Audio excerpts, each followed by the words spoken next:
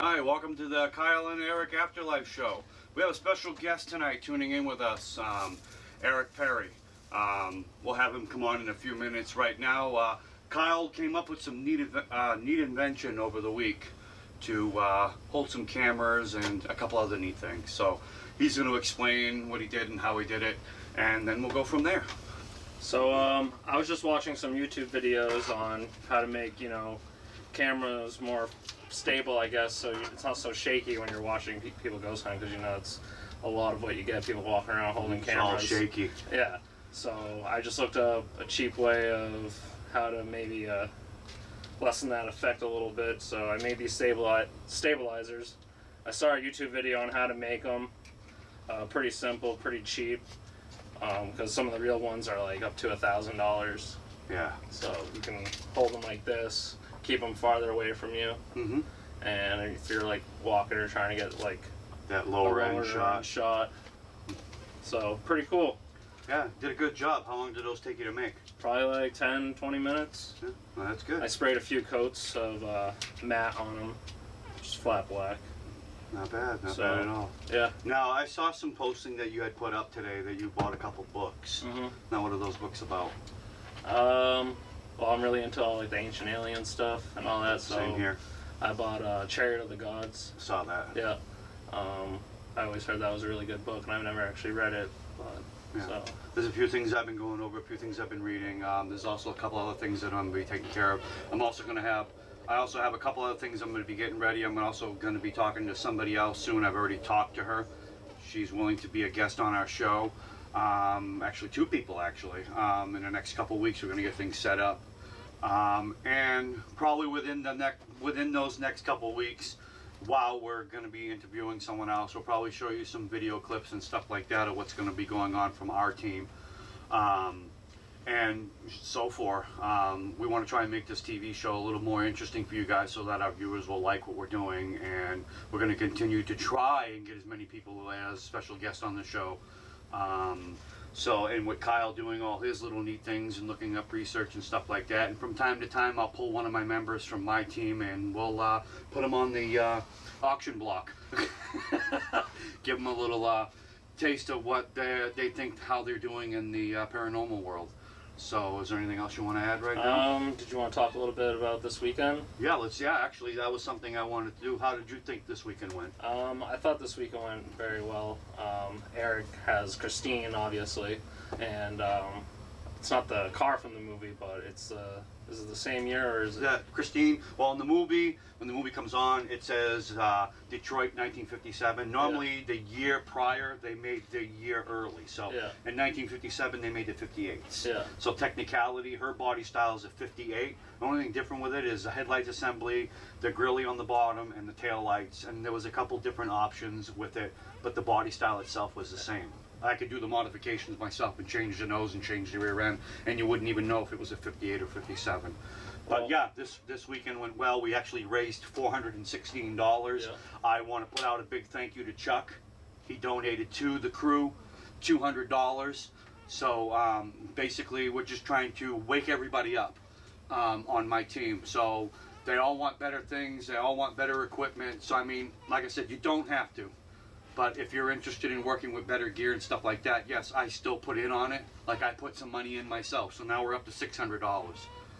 We're trying to raise another $800 more so that we can get ourselves another fabulous camera like I have right now. So that way we have that double shot effect when we are on site and we can record. I gave out a lot of awards this weekend. Yeah. I even gave an award to Eric Nhpa for best team support. I gave one to Eric Perry, which he is here tonight with us, and in a little bit he'll be sitting down talking with us, and we're going to ask some questions about what got him started in the paranormal world. I threw a big barbecue. That was the first annual paranormal party. Next year I'm going to do it again. So I'm going to continue to do it as much as I can. I'm going to continue to invite as many people as I can. Try and get celebrities out too if possible, but that's a lot of work. It took me 3 days to prep this, and it took me months to set it up, and I spent lots of money to do this, and I'll tell you right now, I didn't have one person that was disappointed about being here. They said I rocked, they said I did what I needed to do, and I threw a good show. So, is there anything else you want to add? No, I think that's it. All right, so we're going to invite Eric Perry to come on out here and sit down, and I'm gonna ask him a few questions. He has his own radio show, Beyond Smoke and Mirrors.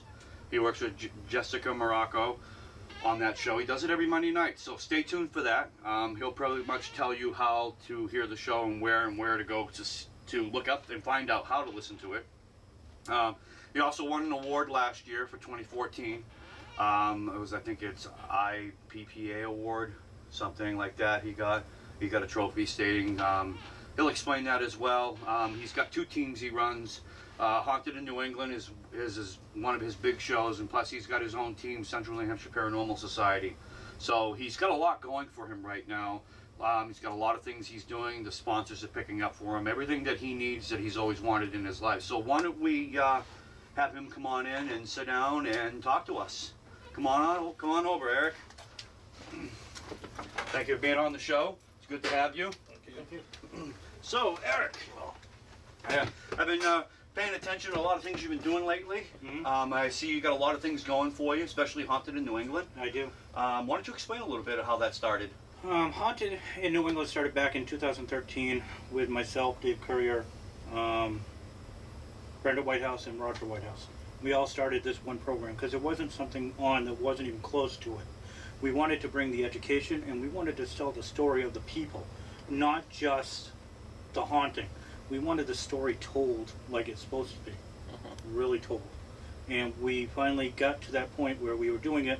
2014, we took a little break and filmed a couple episodes, and then 2015, it's been just full-on ramp up with all kinds of episodes, getting calls from Parsim, and some other. Now, I've worked with you on a couple of your episodes you were doing for Haunted in New England.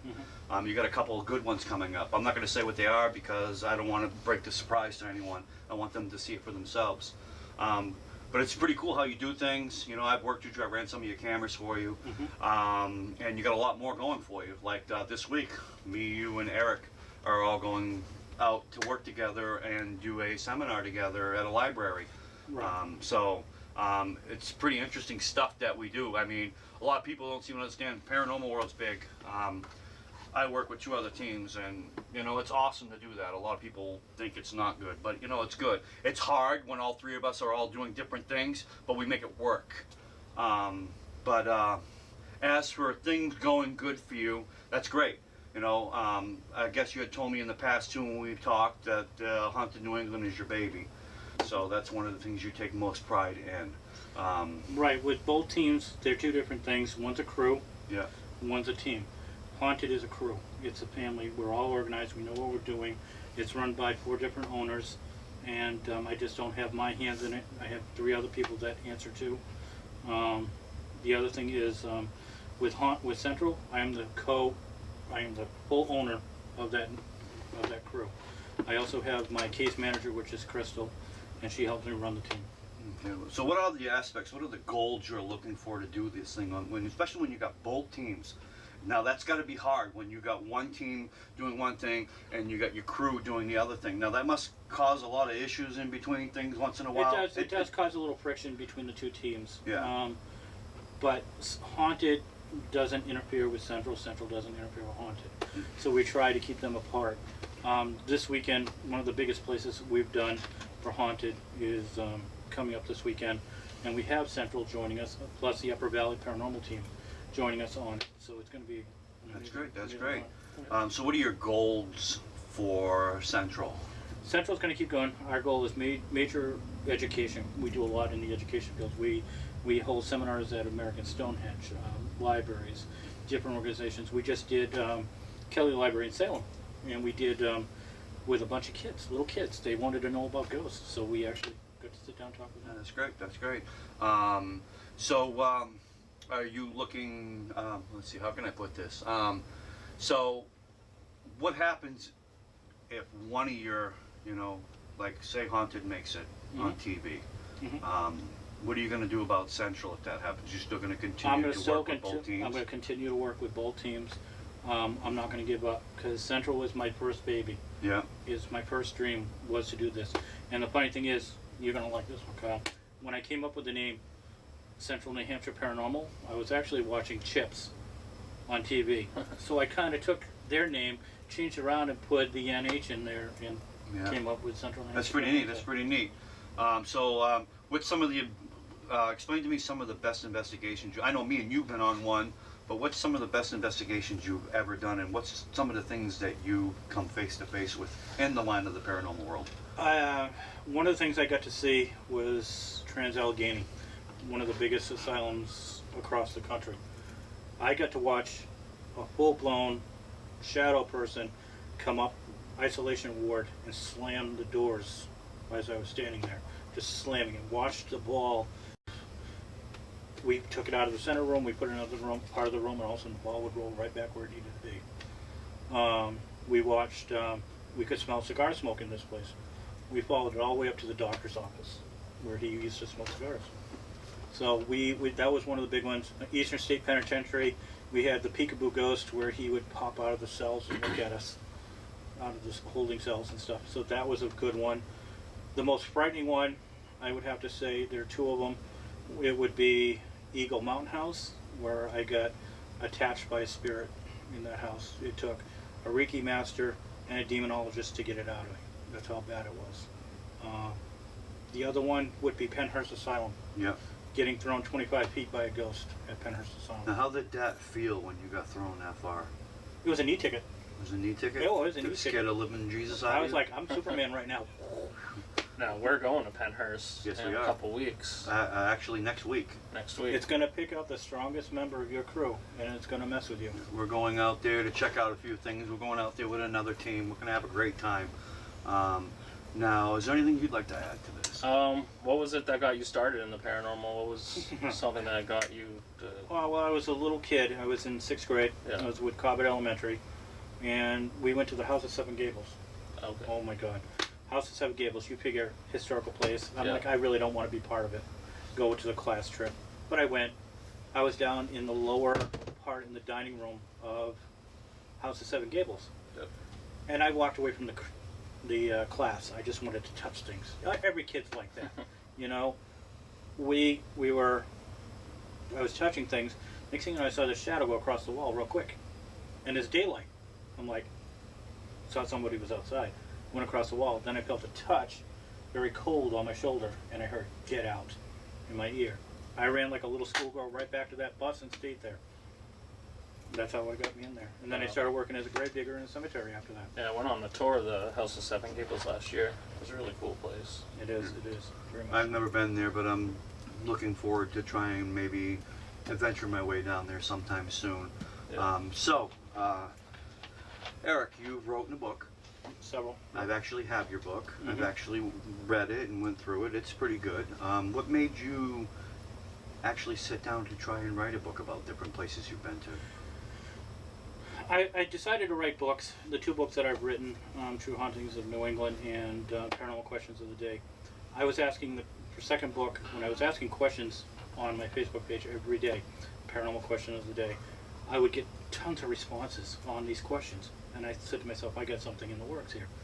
So I started doing it. I decided to take everything those guys commented about, everything that they wrote, and take it and put it into book form. So all these paranormal investigations you see in this book have a comment about something that goes on. And that includes celebrities, because we have Brian Cano's in there, CC the Huntress, and a couple other ones that are actually in the book. Wow. Now, how did that go? How did that sell for you? The second book is selling, the first book seems to be doing much better. We're actually going into a rewrite with a new company on the first book to have it add more stories to it, some new chapters. So, are you looking to write any new books? Maybe Maybe. the book about Haunted in New England. So there's one possibly in the works. Yeah. So I've been watching you on Facebook the last 3 weeks. You got a lot of things going for you. I do. Is it okay to mention a few things? Or, Go ahead. Like I saw this thing about you possibly being on Death TV. Yes, Death Television has picked us up. Jeremiah Olette, who is the owner of Death Television, is actually taking Haunted New England to his internet television network. That's no good. We're going to be there in the fall. He's already got some of our little clips up and everything. on the site, so I look forward to that. That's huge, having that, but we're also going to the New Hampshire Coalition of Community Media. We have them, that our stuff's going to be starting in the fall, so we have different things in the works. Yeah, I've actually me and you had talked about me doing the same thing on the coalition thing. I think I already took care of that with you anyway. So, Right. So that's something else I'm looking forward to do soon as well. But there's a lot of things you've been doing lately, you know, and I want to give you that thumbs up because you're really working your butt off. Since I've known you in the last year, you've really been working your butt off. And how I met Eric Perry was I was doing a little bit of research myself. And I was going to be doing an investigation at one of our cemeteries here in our own hometown, Manchester, New Hampshire. And I ended up doing some research and I came across his name. So I read a lot about the stuff that he found and stuff like that, and his number was there. So I reached out to him. And me and him talked, about two and a half hours? We did, you know, we did. And you know, he gave me a lot of advice when he went out there, told me a lot of things. So I took some of that stuff and put it in my own words and some of my own perspectives. So when I went out there, did my investigation, and I did my interview about the cemetery and all that, you know, a lot of the stuff that I looked up that he did and the stuff that he wrote about this place, and you took you, what, about a year to do this? I did a full, complete investigation of Valley Street Cemetery for a whole year, just myself going down there by myself with a camera and everything. Yeah, so that a lot of that stuff that you know, put out there for people to see, it kind of helped me, you know. And then I just pretty much grasped and read some of the things you did, and then I took most of that stuff and what I had that I did my research on, and I kind of mixed everything up into one big bowl, and I put it into my own words. Right. And that's how me and Eric met. And since then, we've hit it off. Mm-hmm. We've done a lot of stuff together. He's gone on some of my investigations with me. I've gone on investigations with him. We went to Kentucky, New Hampshire, Sasquatch House. Sasquatch House. Yes. We got a lot of interesting things there when we went out there. Between TVs turning on and off, lights Light bulbs, flickering, popping, and Doors the opening. most amazing thing, and the footage that we caught, the most amazing thing was that door that opened. Because it opened twice that night. The first time we didn't get it on camera. No. Second time we did. But the funny thing, when the door opened the first time, the motion alarm and the shadow detector both went off. Yeah. And minutes after that, the house just went crazy. So, I mean, we've had a lot of interesting things. Is there anything you'd like to add, Kyle? What kind of equipment do you like to use most? Most of the equipment I use is myself. I like using Yeah. myself as, I wouldn't say bait. Yeah. I would use myself as more as, because I trust myself more than I trust my equipment when I'm out. But if I have to use an equipment, my favorite would have to be my beefed up K2. Oh, I've seen that thing. That's like, I call That it your and my shadow K2 on detector. steroids. Yeah. My Grayson box is my favorite. Yeah, I call your K2 on steroids. When I first saw that thing, that was ridiculous. That is something I've We never used seen. it at the place I did with you the first time. It worked awesome. I loved it. Did we use that in Gorham? No. No. Grayson box wasn't used in Gorham, no. You guys used the shadow detector though. That's Yeah. right. We used the shadow detector. Yeah, because that's right. You were there at the Libby house with us. Yep. That was a pretty interesting place. So is there anything else you wanted to add? No.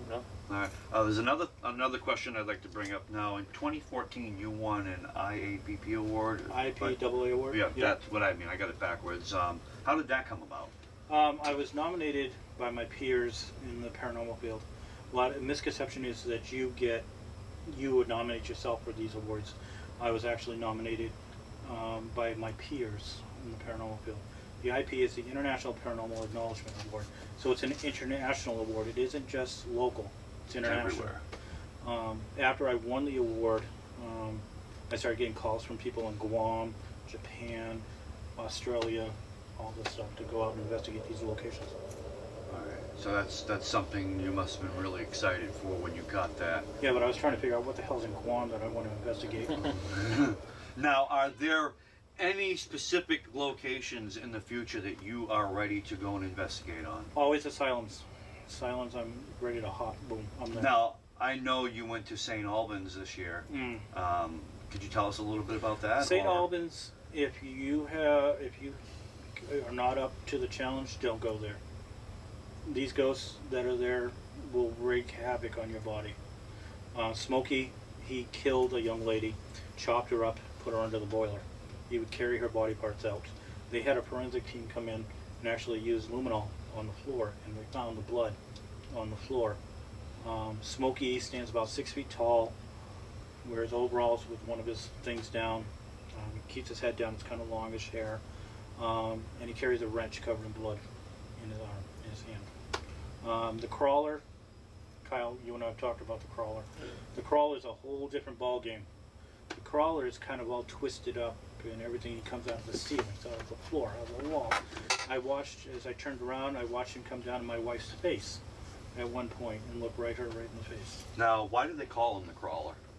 Because his legs are backwards like a cricket, and feet are turned in, so he crawls.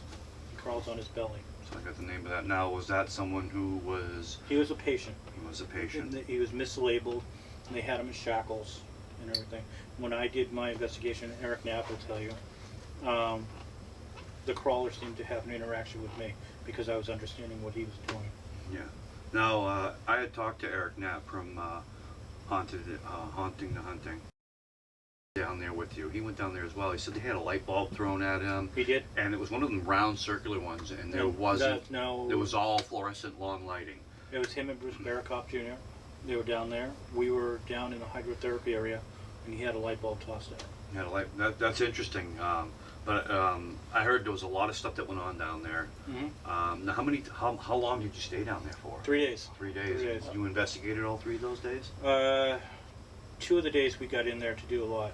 The day of the lecture that we had, we actually got in there during the daytime. It was totally creepy in there during the day too. Wow, that's interesting. Anything you want to add to that? How many buildings are there? It's actually 2 buildings, actually 3, counting the inn, but that used to be the doctor's office, home, and the buildings are attached. The tunnels actually go underneath, inside the building, underground. Wow. Now, how many acres was this place? I can't remember that. It was a pretty big place. It was a big place. It is still a big place. You could be walking around the building and you'll see eyes come out of the windows at you, look at you, bodies, apparitions up in the windows. Even during the day, you'll see something.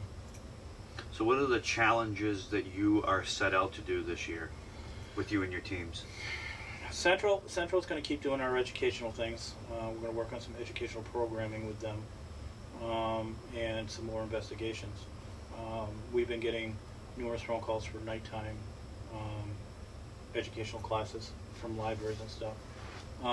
Haunted in New England, I can't even start where it's going to go there. We got so much in the works right now with so many companies, with GoPro right now, working with them and some other ones that we're working with. Yeah. So I know a lot of things have been going up where you've been getting a lot of new stuff, new equipment, stuff like that. That's awesome. So, and the outcome of everything you're going to be doing soon is pretty much paying off for you over the last few years.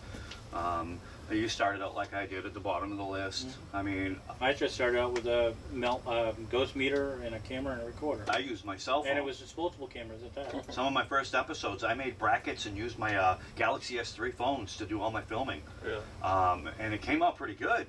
You know, we hooked all kinds of different lights, but that's what makes investigating the paranormal world awesome. Because you whatever you can find, use, because it works. If you are good at putting things together and you know how to make equipment work, like MacGyver it, like I did.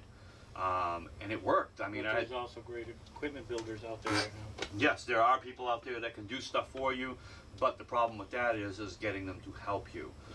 You need to basically prove to them that you can run their equipment and you know how to do what you're doing so that they can sponsor you. And basically that's what I've been trying to do. I mean, I started off as this little guy, and there are a lot of people out there right now that are giving me so much credit on my team because I've been working so hard. And there are teams out there that don't care. They just, all right, I'm doing this, big deal. And, you know, and they get out there and, you know, they make it hard for like people like Eric and I to try to prove to the world that we can actually do this and give people what they want to see. Since I've met you, you know, You've been there for me. You've helped me out when I needed you, and I try to do my best to help you out as much as I can. Right. You got a little bit more knowledge than I do in this field because, like I said, I've only been doing this a year with my team, but back in the late 90s, early 2000s, I did this with another team, but we made our stuff, you know, and we just went and did places on our own. We didn't get calls from people. We didn't, Right. you know, we did it on our own. We just wanted to get out there and see if this stuff was real, and that's where my interest really came. But when I started working with you, started working with Eric Knapp, my interest has increased, and with learning from you two guys and what I know, you know, it's helped me out a lot. You know, Right. Kyle, you know, since I've had him on my team, he's phenomenal. You know, he wants to get right in. He wants to dig right in. Right. You know, and that's what I want. I got a real good team, and they respect me. I got my ups and my downs, but we all do. You're doing a great job. Continue doing what you're doing out there. Continue making these people want to see what they need to see. You know, people are going to walk over you. People walk over me. I mean, that's what it's about. It's basically jealousy. You know, they see that you're doing something and they want to do the same thing. Or, like a few days ago, I get a comment. Hey, I've been trying to get into that place. How did you get into that place? That's not fair. Well, Well, the same with the Victorian. Yeah. Victorian. I've been there a total of 9 times. I've had different things going on there, yeah. and I had people write me, "You're not allowed. It's not supposed to be in there," and all this stuff. Yeah. Oh yeah. Like I've been there twice. Yeah. That was my Yeah. dream to go to the Haunted Victorian Mansion always, and I had that chance twice. You know, me and you went in there with a team that we were working on, and I had a fun when I went there. And The then, first time was a nightmare. Second time, I gotta say, was much better. yes, the second time we went there, I had a blast. I've never been in a place so active. Well, I really can't say that because I've been in a place more active than that. But for like paranormal things going on, I gotta say the Haunted Victorian Mansion is like number 2 on my list. Where I went just recently this year, the JMac Farm, that was number 1 for my list because the activity just outside, the activity just inside, and just the way things went. Right. You know, like us when we went to Kentucky. Right. I walked into a place, it seemed so quiet, so dense, and then after an hour we're in there. I mean, noises, walking, just talking, turning the lights on and then shutting the lights off, and when we went in to go do other things to get things ready to pack up, these lights wouldn't even work after. So I mean, it was a strange location. Right. It was like something I've never felt before. Right. One of the biggest locations I'm doing is this weekend, Yeah, Fort Knox in Maine. it's a big place. We're not only doing Fort Knox, we actually have a farmhouse that we're doing right after Fort Knox. The same evening, we're doing another location, one right after the other. So we're going to be wiped out. Yeah. Is this something you wanted to add? I was gonna say that's kind of funny because isn't there a saying like it's like it's hard to get into Fort Knox or something? Yeah, it How is. does the saying go? I don't know. There is a saying for it, but from what I've been told, it's like It's like getting into Fort Knox or something. Like that. knowing people to get in there is good. Yeah. Not knowing people to try and get in there, you might as well just It's take still owned by a government, right? It's actually owned by government, yes, but there's a ghost hunting team called East Coast Ghost Trackers that actually run the paranormal Yeah. side of it. The team that we're going in there with is Haunted New England, some central members, and part of the United Upper Valley Paranormal Society. So they're all coming in. We're all going in. We're going to load it down with cameras and recorders and see what happens. Should be an interesting night for you. I know I won't be able to make that because I got stuff going on that week. We're heading out to take care of something with another team, Eric. So I would love to come. But I have the chance to go somewhere I've never been before, even though I've never been at Fort Knox, but always in the future I could possibly get in there. It's just talking to the right people like you did. But I've always wanted to go to some of the asylums, and this is my chance to go do some asylums and have myself a good time. I've never experienced being in an asylum, so I want to have that chance to experience that kind of feel in the paranormal world. So it'd be great for me, and with some of the knowledge that I know now and going into that, I'll be more prepared. So if I get another big hit somewhere, I know how to take my team, I know how to talk to my team and say, hey, look, this is what we're doing. I've done this. be on your guard because they can be rough. Right. A lot of bad things happen in asylums in the late 1800s into the 1900s. You know, they were supposed to help people, but they were going about it lobotomies, going about it all the wrong way, torturing people, hurting people. Yeah.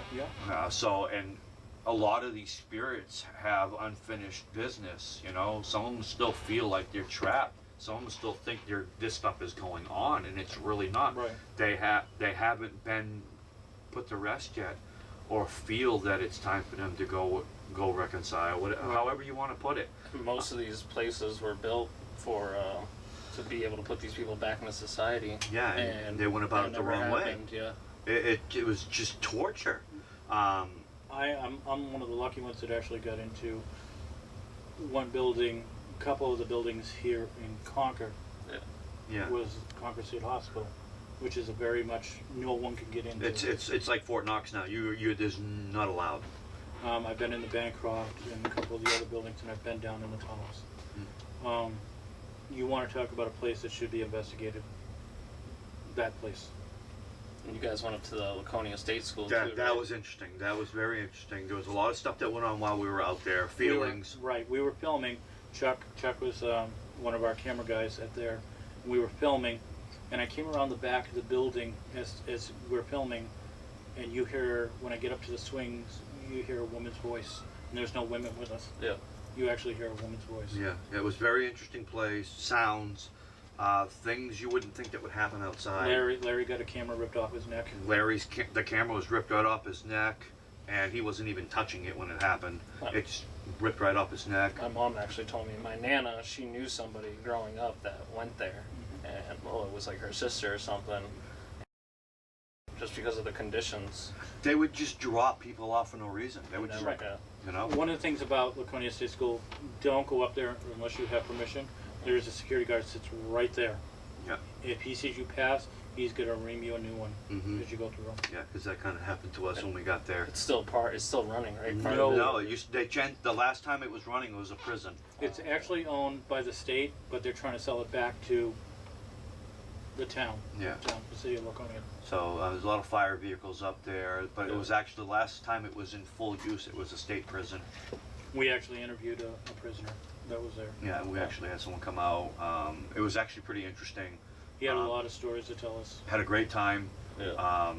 So in the near future, that'd probably be something I probably will work on, getting my team to come out there. I'll talk to somebody out there to get us to go out there, you know, in the future.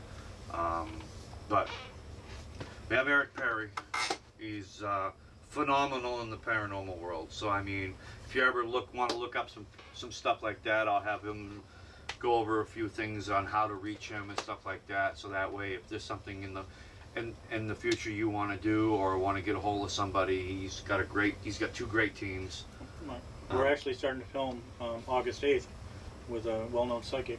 We're actually doing a documentary film. Myself and a few members are actually going to be going to Situate, Massachusetts to film her doing some readings. That's cool. That's awesome. So look him up. We're just about done here. So I'll have him go over a few things and say how to get a hold of him, how to reach him. You can even reach him through me if you're interested in getting a hold of him and you want to know or ask questions. Again, me and Kyle stress anything you want to leave on our show tab. You want us to, look stuff up. If there's something you guys are interested in, you want us to talk about something, feel free to leave it on our wall. You're more than welcome to ask questions. Every Tuesday night, we're going to be airing this at 9 o'clock. So me and Kyle are always on our phones. Our Facebook is always ready to go for this. So you can have live conversation with us while this is going on at 9 p.m. Just, message us through the messenger. You'll be talking with both of us. The problem with that is when you're talking with both of us, one of us will leave our name on who you're speaking to because when we both talk at the same time, it says Kyle&Eric. It's the way we are the emitters on there. So I'll either put hashtag Eric or hashtag Kyle so you know who you're talking to. So please, every little information helps. We want to know how we're doing. We want to make sure we're not missing anything when we're talking to our special guest. And if you know this person, feel free to leave anything you want and we can get back to him as soon as possible. Is there anything you want to add before we end this, or are you pretty much good? I think that's good. All right. So we want to thank you for watching tonight. Eric, I want to thank you for coming out to our show. We're glad to have you on. Maybe in the future we'll have him come back out. Until then, we hope you watch the Kyle and Eric Afterlife show. Thank you very much. Have a good night. Peace out.